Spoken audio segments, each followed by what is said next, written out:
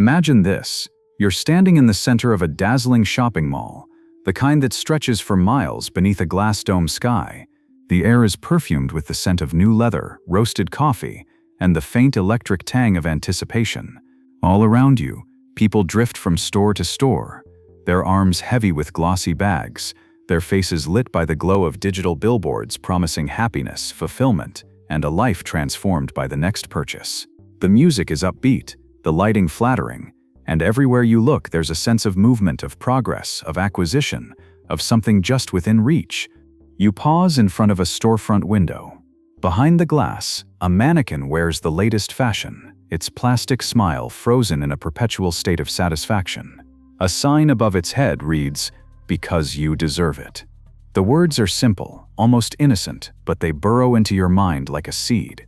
You feel a subtle tug, a whisper that maybe, just maybe, happiness is waiting for you on the other side of that glass, if only you reach out and claim it. But as you stand there, a strange sensation creeps in.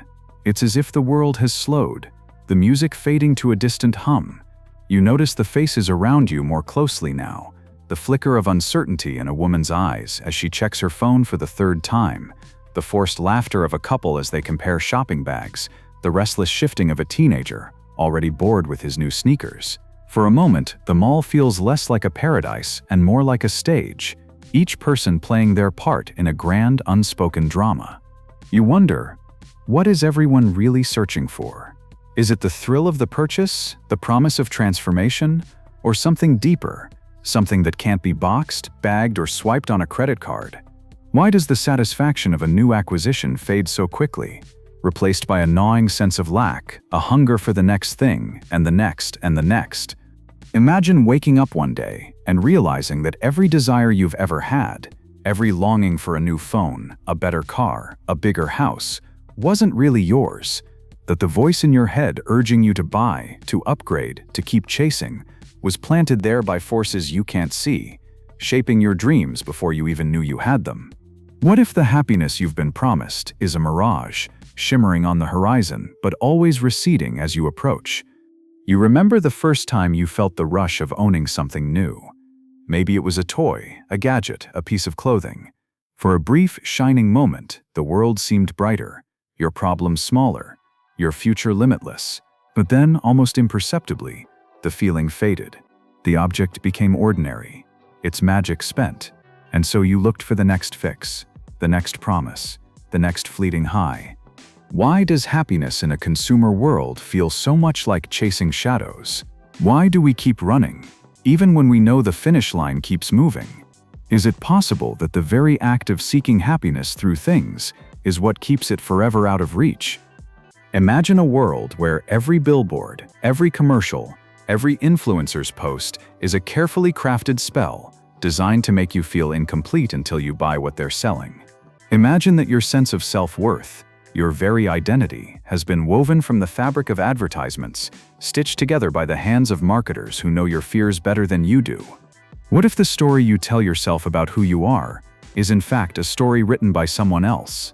You start to notice the paradox everywhere. The more choices you have, the less satisfied you feel. The more you acquire, the emptier you become. The world promises abundance, but delivers anxiety. You are told you are free to choose, but your choices are shaped by algorithms, trends, and the relentless pressure to keep up. You are told you are unique, but your desires are mass-produced, your dreams pre-packaged and sold to millions. What if happiness is not something you can buy, but something you must become? What if the pursuit of happiness, as defined by consumer culture, is itself the greatest obstacle to true fulfillment? What if the very act of searching for happiness outside yourself is what keeps you trapped in a cycle of longing and disappointment? Imagine standing at the edge of this realization, teetering between the comfort of familiar illusions and the terror of confronting the truth. What would it mean to step off the treadmill, to stop chasing and start questioning? What would you find if you looked beneath the surface of your desires, peeling back the layers of conditioning, expectation, and fear? You feel a growing tension, a sense that something is deeply wrong, not just with the world, but with the way you've been taught to move through it. The mall, once a temple of possibility, now feels like a labyrinth, its corridors looping endlessly back on themselves. The mannequin's smiles seem mocking, the promises in the windows hollow. You sense that everyone around you feels it too, even if they can't name it. A quiet desperation, a longing for something real in a world of endless simulation. Why do we keep playing this game, even when we know the rules are rigged? Why do we measure our worth by what we own, rather than who we are? Why do we fear emptiness so much that we fill it with things, even as the emptiness grows? Imagine for a moment that you could step outside this world, see it with new eyes, stripped of its illusions. What would you notice? What would you question? What would you refuse to accept? The questions swirl in your mind, each one more unsettling than the last. Is happiness a product or a process? Is it something you can possess or something you must practice? Is it found in the accumulation of things or in the letting go of them? And if the answer is the latter, what does that mean for everything you've been taught to believe? You feel the weight of these questions pressing down, demanding answers.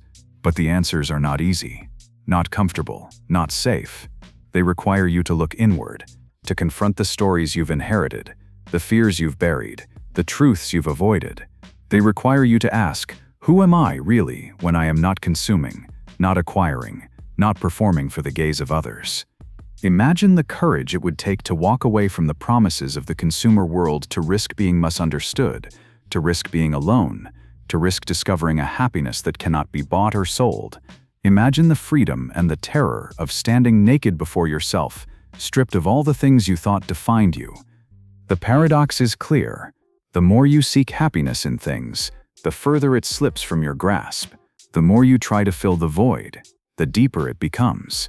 The world tells you to keep searching, keep buying, keep running. But what if the only way to find what you're looking for is to stop? As you stand in the center of the mall, surrounded by the glittering promises of happiness, you feel a choice opening before you. A fork in the road, a question that cannot be ignored. Will you keep chasing the mirage, or will you dare to look for something real? The tension is unbearable, the stakes impossibly high. But somewhere deep inside, you sense that the answer to the great question, the question of happiness in a consumer world, lies not in the next purchase, but in the willingness to ask the question at all. And so, with your heart pounding and your mind racing, you take the first step, not toward the next store, but toward the unknown, toward the truth that waits beneath the surface, toward the hidden problem that has shaped your life in ways you've never imagined. What is this hidden force? Why does it hold such power over you? And what will it take to break free? The answers lie ahead, just beyond the next turn in the labyrinth. Are you ready to follow the thread? You walk away from the glittering mall, the echo of its promises still ringing in your ears. The world outside feels colder, quieter, as if the air itself is waiting for you to notice something you've always missed. You sense that the real question is not about what you want, but why you want it. Not about what you buy, but what you believe you lack. The surface has cracked, and now you are peering into the depths. Why does the hunger for more never end? Why does each new acquisition, each fleeting pleasure, dissolve into a deeper longing? The answer is not simple, nor is it comfortable. It is rooted in the tangled web of your mind, your history, your very sense of self. Imagine peeling back the layers of your desires, like an archaeologist unearthing forgotten ruins. Beneath the shiny surface of consumer culture, you find the ancient machinery of the human psyche, wheels turning, levers shifting, all driven by forces older than civilization itself. Carl Jung once wrote that people will do anything, no matter how absurd, to avoid facing their own souls. You begin to see how the endless pursuit of things is not just about pleasure or status, but about distraction. Distraction from the emptiness that yawns at the center of your being. The questions you dare not ask. Who am I really? What is my purpose? What if there is nothing at all? The philosopher Arthur Schopenhauer saw desire as a kind of curse, a ceaseless striving that can never be satisfied. To him, happiness was not the presence of pleasure, but the absence of pain. Yet in a world that worships novelty and acquisition, pain is cleverly disguised as opportunity. Every advertisement, every influencer, every trend whispers the same message: you are not enough. But you could be, if only you had this. You begin to notice how this message seeps into your thoughts, shaping your self-image, your relationships, your dreams. It is not just a marketing strategy. It is a philosophy of lack, a worldview built on the assumption that happiness is always elsewhere, always just out of reach. Friedrich Nietzsche warned of the dangers of living according to values that are not your own. He called it herd morality, the tendency to adopt the desires and beliefs of the crowd, to measure your worth by external standards.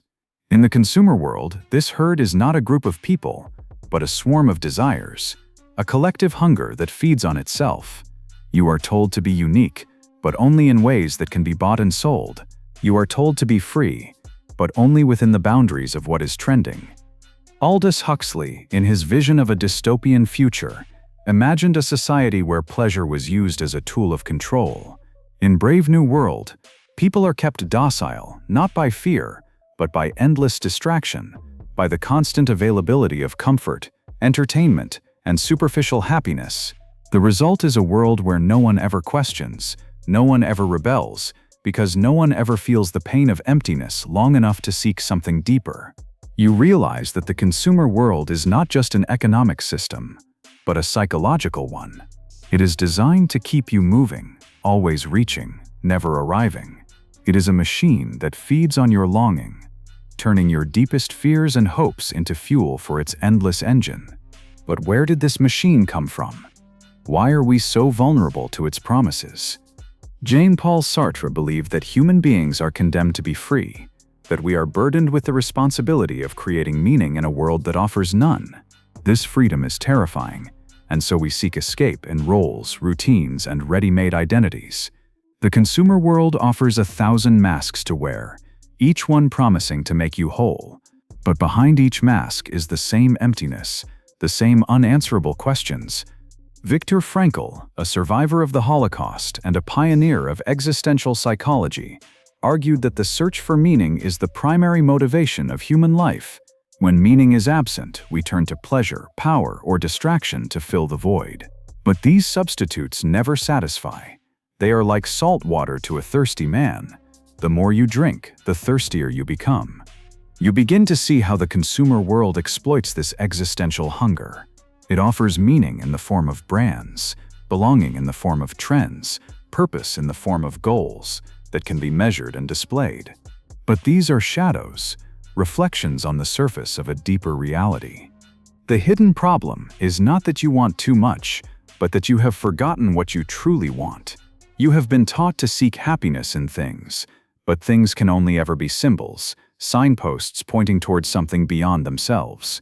When you mistake the signpost for the destination, you become lost in an endless maze. You feel the weight of this realization pressing down on you. It is not just your problem, but the problem of an entire civilization. We have built a world that is rich in things but poor in meaning, abundant in choices but starved for purpose.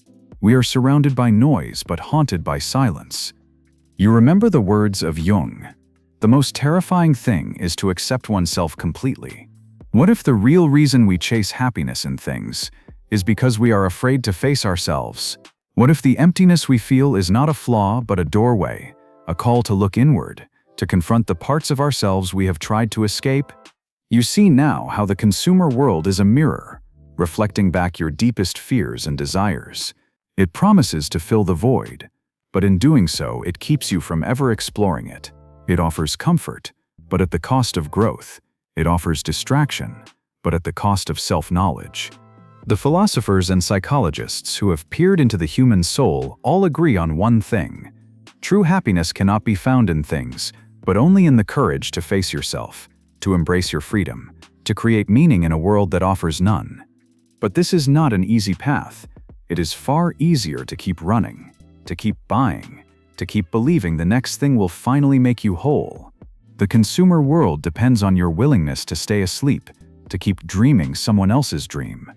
You feel the tension building, the sense that something must give. The old answers no longer satisfy, but the new questions are terrifying. What will happen if you stop running? What will you find if you look into the void? The hidden problem is not out there, but in here, in the stories you tell yourself, the fears you refuse to name, the longing you have tried to silence with things. The consumer world is only the stage. The real drama is unfolding within you. You stand at the threshold, the weight of history and psychology pressing in on all sides. The mall is far behind you now, but its echoes remain. You sense that the next step will require more than insight. It will require courage, honesty, and a willingness to face the consequences of waking up. What are those consequences? How does this hidden force shape not just your desires, but your entire reality? What happens when a whole society builds its life on the pursuit of happiness through things? The answers are waiting, just beyond the next turn. Are you ready to see what lies beneath the surface? You stand at the edge of a revelation, the world behind you shimmering with the false promises of happiness, the world ahead cloaked in uncertainty. The air is thick with questions, but now a new awareness dawns. The hidden problem is not just a private torment, but a silent architect of your reality. Its influence is everywhere, shaping not only your desires but the very fabric of society, quietly, invisibly, relentlessly.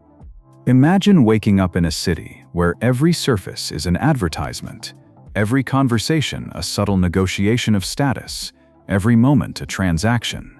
You walk down the street and see people scrolling, swiping, comparing, measuring their lives against curated images and manufactured ideals. The city pulses with energy, but beneath the surface there is a strange numbness, a collective exhaustion, a sense that everyone is running a race with no finish line. You begin to notice the small, insidious ways this hunger for more seeps into your daily life. You check your phone for notifications, hoping for a brief hit of validation. You feel a pang of envy when a friend posts about their new car, their exotic vacation, their perfect relationship. You tell yourself you're happy for them, but a shadow lingers, a whisper that you are falling behind, that you are not enough. This is not just your story. It is the story of an entire culture, shaped by forces that operate beneath the level of conscious thought. Cognitive biases, those invisible patterns in your mind, amplify the effect. The hedonic treadmill ensures that every pleasure, no matter how intense, soon becomes the new normal. The comparison trap makes you measure your worth against others, always finding yourself lacking. The scarcity mindset convinces you that happiness is a limited resource, something to be hoarded and protected. Neurological insights reveal the depth of this conditioning. Each purchase, each like, each fleeting moment of approval triggers a burst of dopamine, a chemical reward that feels like happiness but fades almost as soon as it arrives. Your brain, wired for survival in a world of scarcity, is now hijacked by abundance. The more you consume, the more you crave, the more you chase, the more elusive the prize becomes. You see it in the faces of strangers, the restless eyes, the forced smiles, the quiet desperation. You see it in yourself, in the moments when you reach for your phone without thinking, when you buy something you don't need, when you feel a hollow ache after the thrill of acquisition fades. The consumer world has not just shaped your desires, it has shaped your very sense of self. But the consequences do not end with the individual. They ripple outward, shaping families, communities, entire societies. Relationships become transactional, measured by what each person brings to the table. Friendships are maintained through shared consumption. Dinners, trips, experiences, all documented and displayed. Even love becomes a commodity, filtered through dating apps and algorithms, optimized for maximum efficiency and minimum vulnerability. You begin to see how this logic infects every aspect of life.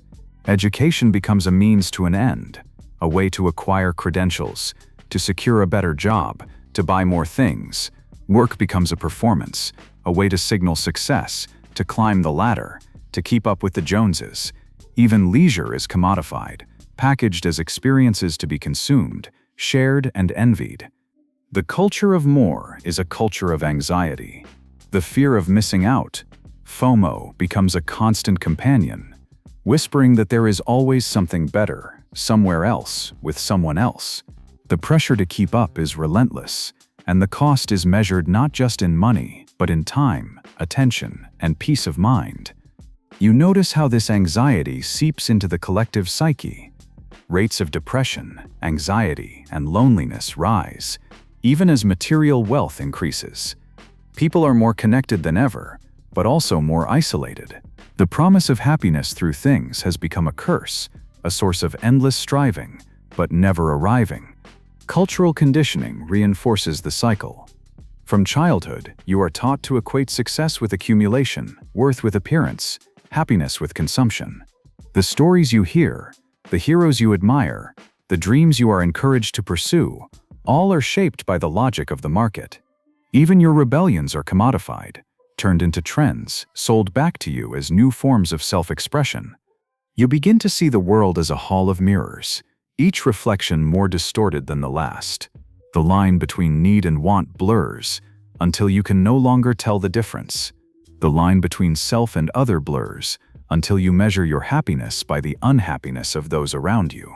The line between reality and simulation blurs until you are living in a world of images, chasing a happiness that exists only on screens.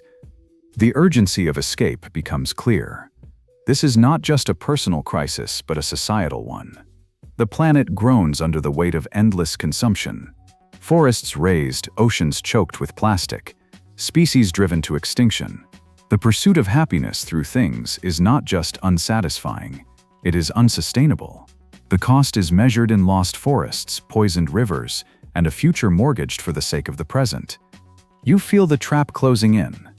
The more you try to escape through consumption, the deeper you sink. The more you seek happiness outside yourself, the more you lose touch with what is real, what is lasting, what is true. The world becomes a marketplace, and you become both buyer and product, your attention, your data, your very soul up for sale. But even as you feel the weight of these consequences, a new possibility begins to stir. What if the trap is not inevitable? What if the cycle can be broken? What if the very pain you feel, the emptiness, the anxiety, the longing, is a sign that something deeper is possible? You remember the words of Viktor Frankl. When we are no longer able to change a situation, we are challenged to change ourselves. The consumer world may be powerful, but it is not omnipotent. Its grip is strong, but not unbreakable. The first step is to see the trap for what it is, to name it, to understand it, to refuse to be defined by it. You stand at the crossroads, the unseen consequences of the consumer world laid bare before you. The choice is stark: continue down the path of endless acquisition, or turn towards something unknown, something real. The urgency is no longer abstract, it is visceral, immediate, undeniable. What will it take to break free? What new way of being is possible? Beyond the logic of the market, beyond the hunger for more, what would it mean to reclaim your life, your mind, your soul from the machinery of consumption? The answers are not easy, but the questions are now impossible to ignore. The time for sleepwalking is over. The time for rebellion has come. Are you ready to take the next step? Are you ready to discover what it means to be truly free? You stand at the threshold, the weight of the unseen consequences pressing in from all sides. The world you once accepted as normal now feels like a carefully constructed illusion, a maze designed to keep you running in circles. But in the silence that follows your awakening, a new possibility emerges, a whisper of rebellion, a chance to break free. Imagine this: you wake up one morning, and for the first time, you do not reach for your phone. The world outside your window is quiet, unfiltered, untouched by the algorithms that have shaped your desires for so long. You feel a strange discomfort, a sense of emptiness where the constant stream of notifications used to be. But beneath that discomfort, there is a flicker of something else: curiosity, maybe even hope. You begin to question everything. Why do you want what you want? Whose voice is it that whispers in your ear, urging you to buy, to upgrade, to keep chasing? You realize that the first act of rebellion is not to reject the world, but to reclaim your mind, to become the author of your own desires, rather than a passive consumer of someone else's dreams. This is not an easy path. The machinery of the consumer world is relentless, its logic embedded in every habit, every relationship, every thought. But history is filled with those who have dared to step outside the system, to imagine a different way of being. Think of Diogenes, the ancient Greek philosopher who wandered the streets of Athens with nothing but a lantern, searching for an honest man. He lived in a barrel, owned almost nothing, and mocked the pretensions of the powerful. When Alexander the Great offered him anything he desired, Diogenes replied, "Yes, stand out of my sunlight." His rebellion was not loud or violent, but radical in its simplicity, a refusal to play the game, a commitment to living on his own terms. Or consider Henry David Thoreau, who retreated to the woods of Walden Pond to strip life down to its essentials. "Our life is frittered away by detail," he wrote. "Simplify, simplify."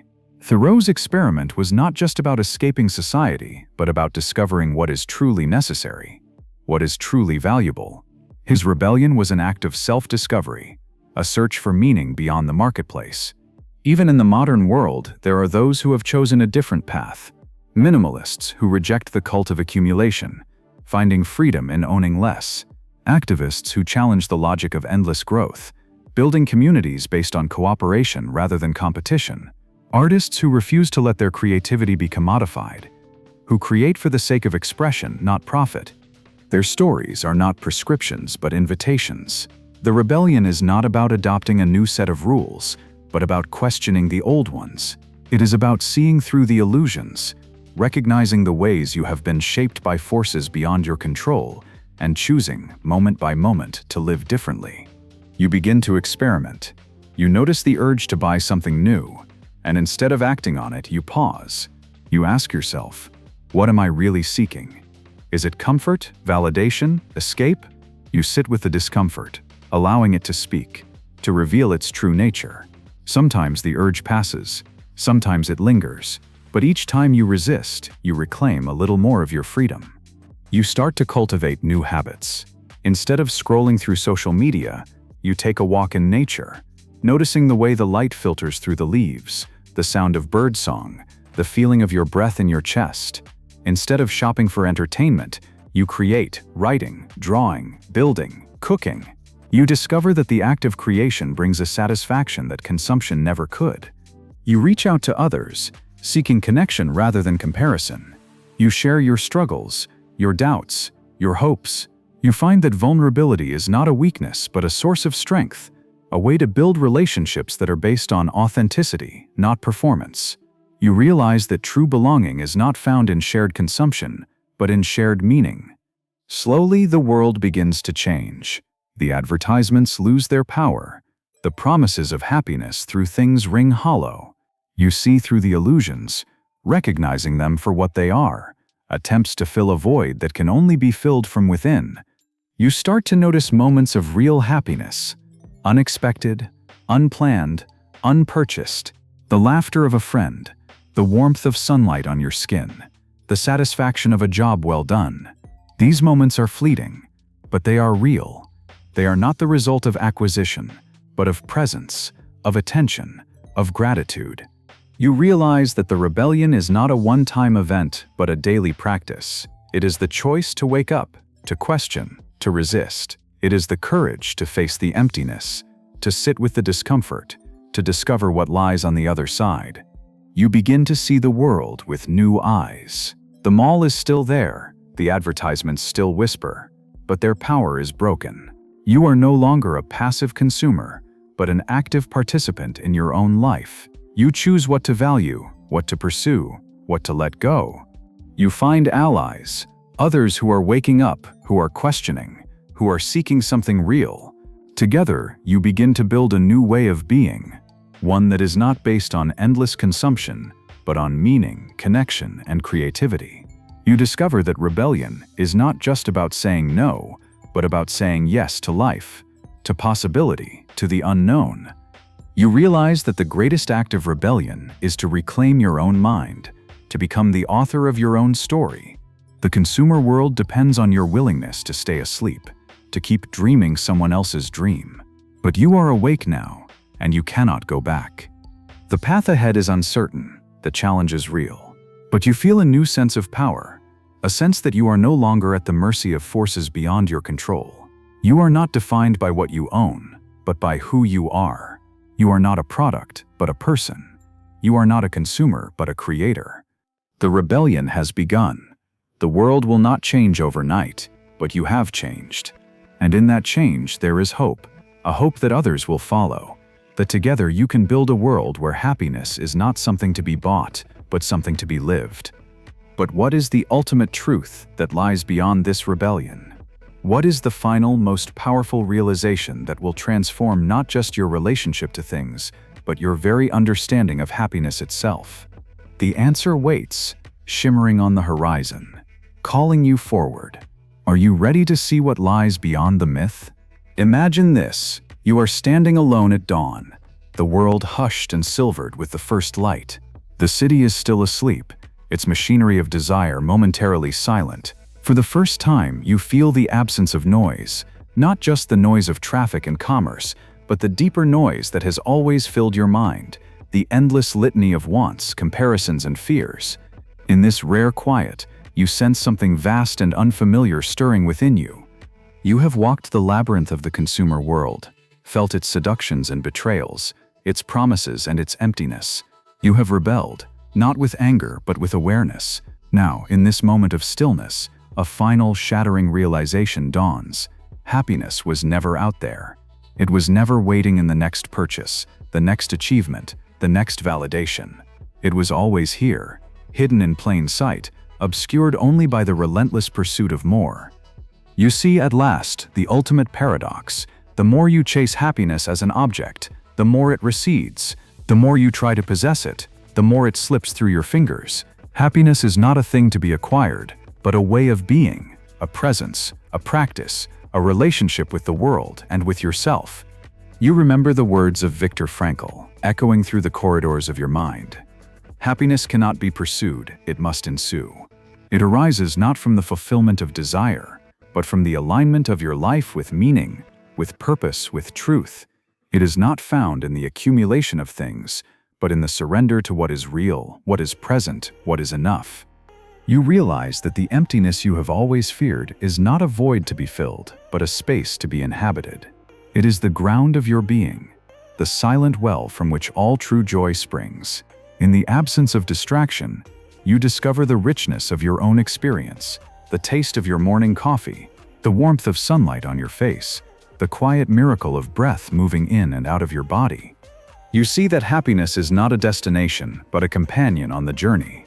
It is found in the moments when you are fully alive, fully present, fully yourself. It is the laughter shared with a friend, the satisfaction of honest work, the peace that comes from accepting yourself as you are. It is the courage to face your fears, to embrace your vulnerability, to love without condition or expectation. You understand now that the myth of happiness in a consumer world is not just a lie, but a distraction, a way of keeping you from the deeper work of becoming who you truly are. The world will always offer you new things to want, new ways to measure your worth, new distractions to keep you running. But you are no longer running. You are standing still, awake, alive. You look back on your journey and see how every longing, every disappointment, every moment of emptiness was a teacher, guiding you toward this truth. The pain of unfulfilled desire was not a punishment, but an invitation to look deeper, to ask harder questions, to seek a happiness that cannot be bought or sold. You realize that you are not alone. All around you, others are waking up, questioning, seeking. You see the possibility of a new world. A world where happiness is not a commodity, but a birthright, not a product, but a practice, not a possession, but a presence. You imagine communities built on meaning rather than consumption, relationships grounded in authenticity rather than performance, lives shaped by purpose rather than profit. You feel a sense of responsibility, a call to share what you have discovered, not as a preacher or a prophet, but as a fellow traveler, a witness to the possibility of another way. You know that the path is not easy, that the world will continue to tempt you with its illusions. But you also know that the truth, once seen, cannot be unseen. You begin to live differently. You choose presence over distraction, gratitude over envy, connection over comparison. You find joy in the ordinary, meaning in the mundane, beauty in the broken places. You learn to sit with discomfort, to welcome emptiness as a friend, to trust that happiness will arise when you stop chasing it. You see that the final, most powerful realization is not a secret to be discovered, but a truth to be lived. Happiness is not something you find, but something you become. It is the natural expression of a life aligned with what matters most: love, truth, creativity, connection. It is the fruit of a mind that is quiet, a heart that is open, a spirit that is free. You stand at the edge of the world, the old myths crumbling behind you, the new day breaking before you. The city awakens, the machinery of desire stirs, but you are no longer captive to its rhythms. You move through the world with a new sense of freedom, a quiet confidence that you are enough, that this moment is enough, that happiness is not a prize to be won, but a gift to be received. You look up at the sky, vast and indifferent, and feel a surge of gratitude for the journey, for the questions, for the pain that led you here. You know that the work is never finished, that the world will always try to pull you back into its orbit, but you also know that you have tasted something real, something lasting, something true. You walk forward, not as a consumer, but as a creator, not as a seeker, but as one who has found, not as a prisoner of desire, but as a participant in the great mystery of being alive. And as you move through the world, you carry the ultimate truth with you, not as a shield, but as a light that reveals the beauty in the ordinary, the sacred in the everyday, the possibility of happiness in every moment, no matter how small. You are haunted, in the best possible way, by the knowledge that happiness was never out there, waiting to be found. It was always here, waiting for you to notice. The myth is broken. The truth endures. The choice is yours. Will you live it?